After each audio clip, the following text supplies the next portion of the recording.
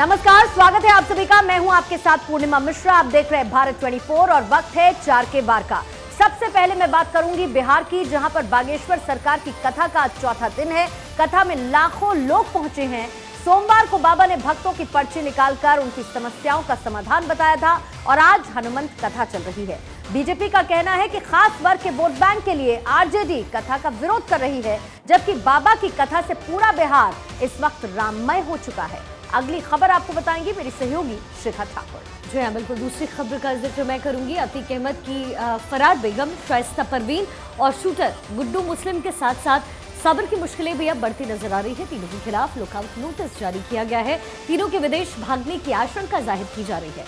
शाइस्ता कुल 81 दिनों से इस वक्त फरार है। पुलिस उसकी लगातार तलाश कर रही है, छानबीन की जा रही है, लेकिन अब तक वो गिरफ्त से दूर है। अगली खबर के लिए रुक करेंगे महिमा। तीसरी बड़ी खबर मैं आपको बताऊंगी प्रधानमंत्री मोदी से जुड़ी हुई। प्रधानमंत्री मोदी ने आज 71,000 युवाओं को नियुक्ति पत्र सौंपे हैं। इन्हें अलग अलग विभागों में नौकरी फिलहाल मिलेगी और देश में आज 45 स्थानों पर रोजगार मेले का आयोजन हुआ है। प्रधानमंत्री मोदी इस कार्यक्रम से वीडियो कॉन्फ्रेंसिंग के जरिए जुड़े और इस मौके पर उन्होंने कहा कि आज भर्ती में पारदर्शिता है और भाई भतीजावाद खत्म हो चुका है। इस पूरी खबर को लेकर मैं आपको दूंगी विस्तार से जानकारी, लेकिन चौथी बड़ी खबर आपको बताएंगे साक्षी। नमस्कार। चौथी बड़ी खबर होगी पाकिस्तान से। पाकिस्तान के हालात फिलहाल खराब है। इमरान खान के खिलाफ प्रदर्शन हो रहा है पाकिस्तान में जगह जगह पर। वहीं सेना ने नए सिरे से इमरान पर शिकंजा कसने की तैयारी कर ली और ठान ली। इसके ऊपर विस्तार से बात करेंगे चौथे नंबर पर, लेकिन सबसे पहले रुक करते पहली बड़ी खबर का मेरी सहयोगी पूर्णिमा के साथ। तो पहली बड़ी खबर जो है वो आपको तस्वीरों के साथ पटना से हम दिखाने वाले हैं, जहां पर बागेश्वर धाम के धीरेन्द्र कृष्ण की कथा चल रही है। विरोध के बावजूद लाखों लोग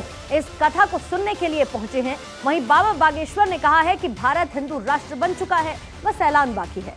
धीरेन्द्र कृष्ण शास्त्री ने लोगों से अपील भी की कि सभी हिंदू माथे पर तिलक जरूर लगाएं। ये रिपोर्ट आपको। दिव्य दरबार, भीड़ बेशुमार। बिहार में है चर्चा, आज भी निकलेगा पर्चा। सियासत फुल, बाबा का शो हाउसफुल। भक्तों का सुपरमैन, आरजेडी हुई बेचैन। तेजस्वी को इफ्तार मंजूर, दरबार से क्यों दूर। बाबा का बवंडर, तेज प्रताप का सरेंडर। धार्मिक तौर पर हम लोग का बड़ा स्पष्ट है कि धार्मिक आजादी सबको है, लेकिन तुष्टीकरण नहीं होना चाहिए।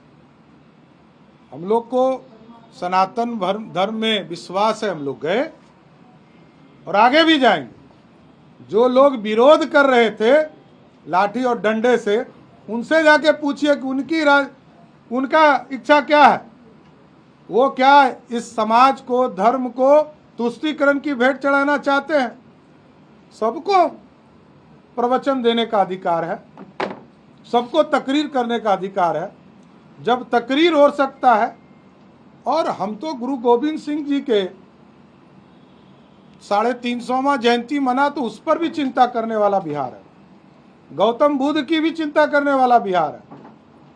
तो हम सनातन के कोई धर्म के गुरु आएंगे तो उसकी भी चिंता करना हमारा काम है।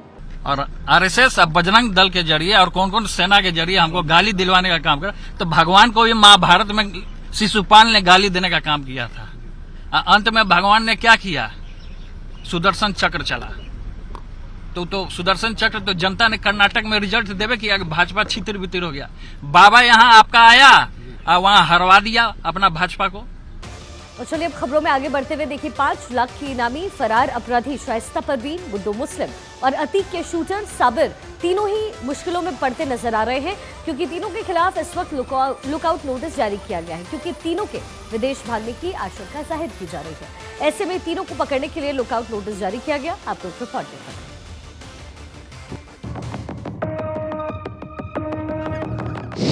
बुरी फंसी लेडी डॉन, फिर एक्शन ऑन। मुसीबत है भारी, लुकआउट नोटिस जारी। 81 दिन से है फरार, अब होगा फाइनल वार। प्रयागराज से भागी परदेस, दर्ज है 6 आपराधिक केस। शाइस्ता बीते 81 दिनों से भाग रही है, गली बदल रही है, शहर बदल रही है और अब तो उसके दूसरे देश में भागने की आशंका है। शाइस्ता पर 5 लाख का इनाम है। इसके साथ ही गुड्डू मुस्लिम और साबिर पर भी 5-5 लाख का इनाम घोषित है। प्रयागराज पुलिस कमिश्नर रमित शर्मा ने बताया कि शाइस्ता और दोनों शूटर्स के खिलाफ लुकआउट नोटिस जारी किया गया है। आशंका है कि ये विदेश भाग सकते हैं। दूसरे देशों की जांच एजेंसियों की मदद से भी इनकी तलाश का प्रयास फिलहाल किया जाएगा। ये तीनों उमेश पाल की हत्या के बाद से यानी कि 81 दिन से फरार है। यूपी पुलिस एसटीएफ की टीम इन तीनों की तलाश में महाराष्ट्र, ओडिशा, बिहार, राजस्थान समेत 8 राज्यों में अब तक छापेमारी कर चुकी है। पुलिस सूत्रों ने बताया है कि खुफिया एजेंसी की रिपोर्ट मिलने के बाद लुकआउट नोटिस जारी किया गया है। इन तीनों की श्रीलंका, नेपाल, बांग्लादेश, अफगानिस्तान, भूटान जैसे देशों में भागने की आशंका जताई जा रही है। नोटिस जारी होने के बाद देश के सभी एयरपोर्ट पर निगरानी बढ़ा दी गई है। फिलहाल ये विदेश भाग गए हैं या भागने की कोशिश में हैं, इसको लेकर कोई इनपुट पुलिस के पास नहीं है। 24 फरवरी को हुई उमेश पाल के हत्याकांड में एसटीएफ अब तक अतीक के बेटे असद समेत 4 के एनकाउंटर कर चुकी है, जबकि शाइस्ता, गुड्डू मुस्लिम, साबिर, अरमान फरार है। फिलहाल 3 वांटेड के खिलाफ लुकआउट नोटिस जारी किया गया है। शाइस्ता परवीन 5 लाख का इनाम, गुड्डू मुस्लिम 5 लाख का इनाम, साबिर 5 लाख का इनाम। तीनों के खिलाफ लुकआउट नोटिस जारी। लुकआउट सर्कुलर यानी कि LOC को लुकआउट नोटिस के नाम से जाना जाता है। लुकआउट सर्कुलर किसी भी व्यक्ति को विदेश यात्रा करने से रोकता है। नोटिस के जारी होने के बाद आरोपी के देश छोड़कर जाने पर पाबंदी लग जाती है। लुकआउट नोटिस का इस्तेमाल इंटरनेशनल बॉर्डर जैसे एयरपोर्ट, समुद्री क्षेत्र, बंदरगाहों पर इमिग्रेशन जांच के लिए किया जाता है। इमिग्रेशन अफसर ऐसे व्यक्ति को एयरपोर्ट पर रोक सकते हैं, हिरासत में ले सकते हैं। यूपी पुलिस ने 27 फरवरी को माफिया अतीक अहमद के करीबी अरबाज को एनकाउंटर में ढेर कर दिया था। उमेश पाल की हत्या में शूटरों ने जिस क्रेटा कार का इस्तेमाल किया था उसे अरबाज ही चला रहा था। अतीक जब पॉलिटिक्स में सक्रिय था तब अरबाज उसकी गाड़ी चलाता था। उमेश की हत्या में जिस क्रेटा कार का इस्तेमाल किया गया था वो भी अरबाज के घर के बाहर से मिली थी। प्रयागराज के लालापुर का रहने वाला विजय चौधरी उर्फ उस्मान एक शार्प शूटर था। उस्मान ने ही उमेश पाल पर सबसे पहले फायरिंग की थी। यूपी पुलिस ने 6 मार्च को प्रयागराज की कौंधियारा में उसे एनकाउंटर में मार गिराया। विजय चौधरी का नाम उमेश पाल हत्याकांड में दर्ज की गई शुरुआती FIR में नहीं था। अतीक के बेटे असद और गुलाम का यूपी STF ने झांसी में एनकाउंटर कर दिया था। दोनों पर उमेश पाल पर फायरिंग का आरोप था। प्रयागराज शूटआउट में जो CCTV फुटेज सामने आया था उसमें भी दोनों फायरिंग करते हुए नजर आ रहे थे। Bureau report, Bharat 24। और देखिए, देश से बेरोजगारी को पूरी तरह से खत्म करने के लिए प्रधानमंत्री मोदी लगातार काम कर रहे हैं। आज 16 मई है और ऐसे में आज ही के दिन 9 साल पहले 2014 यानी कि प्रधानमंत्री मोदी पहली बार प्रचंड बहुमत से जीते थे और आज ही के खास दिन 71,000 युवाओं को सरकारी नौकरी के नियुक्ति पत्र सौंपे गए। इस मौके पर प्रधानमंत्री मोदी ने कहा कि आज आवेदन से लेकर चयन तक का पूरा प्रोसेस आसान हो चुका है, पारदर्शी है। आप रिपोर्ट देखिए।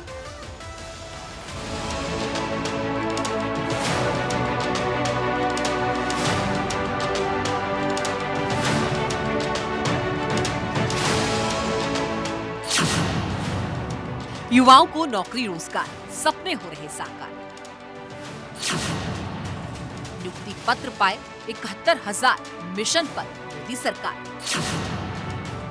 45 जगहों पर रोजगार मिला, नौकरी से खुश हुए बेरोजगार। सिस्टम अब ट्रांसपेरेंट, प्रधानमंत्री का प्लान परफेक्ट। देश की तस्वीर को बदलने में शिद्दत से जुटे हैं पीएम मोदी, जिन्होंने एक बार फिर बेरोजगारी पर करारा प्रहार किया है। देश में 45 जगहों पर रोजगार मेला लगा। खुद पीएम वीडियो कॉन्फ्रेंसिंग के जरिए जुड़े 71,000 लोगों को नियुक्ति पत्र दिए।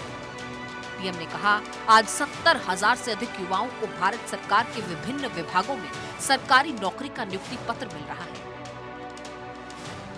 आप सब ने कड़ी मेहनत से ये सफलता हासिल की। बीते 9 साल में हमने सरकारी भर्ती प्रक्रिया को ज्यादा तेज, पारदर्शी और निष्पक्ष बनाने को प्राथमिकता दी है। आज आवेदन करने से लेकर नतीजे आने तक की पूरी प्रक्रिया ऑनलाइन हो गई है। डॉक्यूमेंट को सेल्फ अटेस्ट करना भी पर्याप्त है। ग्रुप C और ग्रुप D के पदों पर भर्ती के लिए इंटरव्यू खत्म हो गए। इन तमाम प्रयासों से भ्रष्टाचार और भाई भतीजावाद भी खत्म हुआ है। 70,000 से ज्यादा युवाओं को भारत सरकार के विभिन्न विभागों में सरकारी नौकरी का नियुक्ति पत्र मिल रहा है। आप सभी ने कड़ी मेहनत से ये सफलता हासिल की है। मैं आपको और आपके परिवार को बहुत बहुत बधाई और शुभकामनाएं देता हूं। बीते 9 वर्षों में भारत सरकार ने सरकारी भर्ती प्रक्रिया को ज्यादा तेज करने, ज्यादा पारदर्शी और निष्पक्ष बनाने को भी प्राथमिकता दी है। आज आवेदन करने से लेकर नतीजे आने तक की पूरी प्रक्रिया ऑनलाइन हो गई है। आज डॉक्यूमेंट को सेल्फ अटेस्ट करना भी पर्याप्त होता है। ग्रुप सी और ग्रुप डी के पदों पर भर्ती के लिए इंटरव्यू भी खत्म हो गए हैं। इन सारे प्रयासों का सबसे बड़ा फायदा ये हुआ है कि भ्रष्टाचार या भाई भतीजावाद की संभावनाएं खत्म हो गई हैं। 9 साल पहले आज ही के दिन 2014 लोकसभा चुनाव के परिणाम आए थे। नरेंद्र मोदी के नेतृत्व में एनडीए को प्रचंड बहुमत हासिल हुआ था। पीएम ने अक्टूबर 2022 में रोजगार मेले का पहला फेज लॉन्च किया और 2023 के आखिरी तक 10 लाख भर्तियां करने का वादा किया है। इसी के तहत 71,000 युवाओं की भर्ती केंद्र सरकार और राज्य सरकारों में और साथ ही साथ केंद्र शासित प्रदेशों के विभिन्न विभागों में की जा रही है। भारतीय डाक सेवक, डाक निरीक्षक, वाणिज्य सह ticket clerk, junior clerk, typist, junior लेखा क्लर्क, ट्रैक मेंटेनर, सहायक अनुभाग अधिकारी, lower division clerk, sub division अधिकारी, टैक्स असिस्टेंट, सहायक प्रवर्तन अधिकारी, निरीक्षक, नर्सिंग अधिकारी, सहायक सुरक्षा अधिकारी, फायरमैन सहायक लेखा अधिकारी, सहायक लेखा परीक्षा अधिकारी, मंडल लेखाकार, लेखा परीक्षक, कांस्टेबल, हेड कांस्टेबल, सहायक कमांडेंट, प्रधानाचार्य, प्रशिक्षक, स्नातक शिक्षक, सहायक रजिस्ट्रार, सहायक प्रोफेसर। तो केंद्र सरकार की रोजगार मेला स्कीम के तहत प्रधानमंत्री नरेंद्र मोदी ने 13 अप्रैल को 71,000 युवाओं को अपॉइंटमेंट्स जारी किए थे। अलग अलग राज्यों से जुड़े इन तमाम युवाओं को केंद्र सरकार के विभिन्न विभागों में नौकरी दी गई। पीएम ने जनवरी में देश के 71,000 युवाओं को रोजगार मेले के तहत जॉब अपॉइंटमेंट लेटर्स बांटे थे। उन्होंने कहा था कि 2023 का पहला रोजगार मेला है। गौरतलब है कि रोजगार मेला रोजगार देने की प्रधानमंत्री की एक खास पहल ही है। केंद्र सरकार को उम्मीद है कि रोजगार मेला आगे रोजगार पैदा करने में महत्वपूर्ण भूमिका निभाएगा, युवाओं को मजबूत बनाने के साथ ही राष्ट्रीय विकास में भागीदारी के लिए मौके पैदा करेगा। Bureau report, Bharat 24।